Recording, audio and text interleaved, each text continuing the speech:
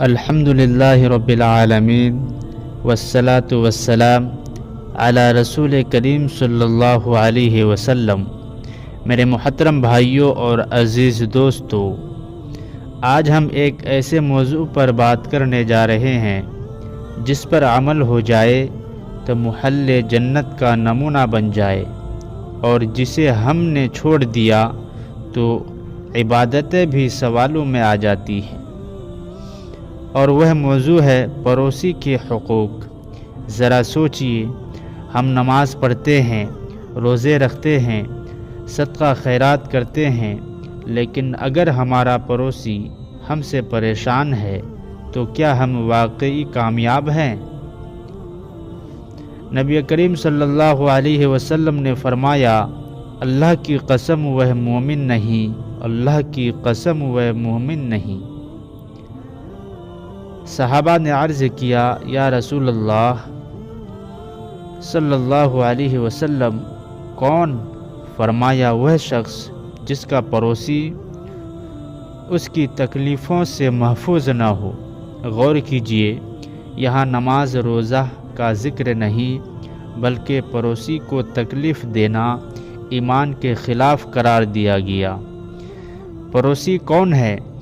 نبی کریم صلی اللہ علیہ وسلم نے فرمایا، 40 گھروں تک پڑوسی ہے، یعنی صرف دیوار سے جڑا ہوا گھر نہیں بلکہ گلی محلہ آس پاس رہنے والے سب پڑوسی ہیں۔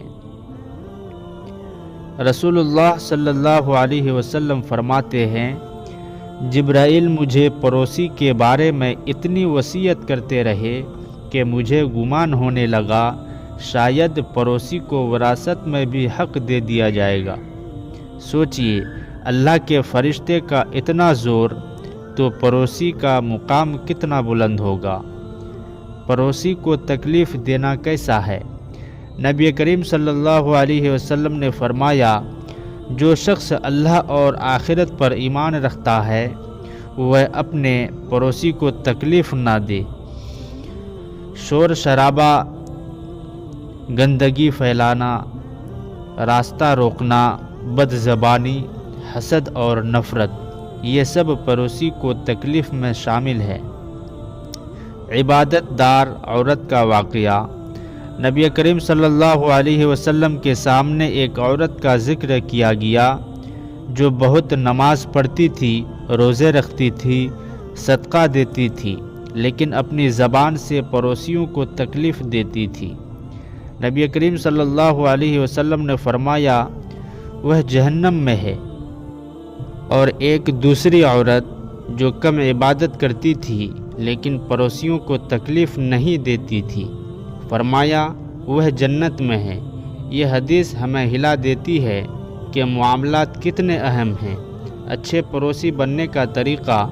نبی کریم صلی اللہ علیہ وسلم نے فرمایا، اے ابو ذر، جب سالن پکاؤ تو اس میں پانی زیادہ کر لیا کرو اور اپنے پڑوسی کو بھی دیا کرو۔ سلام میں پہل، خوشی میں شریک، غم میں ساتھ، ضرورت کے وقت مدد، غلطی پر درگزر، یہ ہے سچا اسلامی اخلاق۔ پڑوسی چاہے کیسا بھی ہو، نبی کریم صلی اللہ علیہ وسلم نے نہیں فرمایا کہ صرف نیک پڑوسی کے ساتھ اچھا سلوک کرو، بلکہ ہر پڑوسی کے ساتھ حسن سلوک لازم ہے۔ میرے بھائیوں، آج ہم عہد کریں، کسی پڑوسی کو زبان سے، ہاتھ سے، عمل سے تکلیف نہیں دیں گے، اسلام کو اپنے اخلاق سے زندہ کریں گے، عبادت کے ساتھ معاملات بھی درست کریں گے، کیونکہ اسلام صرف مسجد میں نہیں بلکہ محلے میں بھی پہچانا جاتا ہے۔ اللہ ہمیں سچا مسلمان بنائے اور پڑوسیوں کے حقوق ادا کرنے کی توفیق عطا فرمائے۔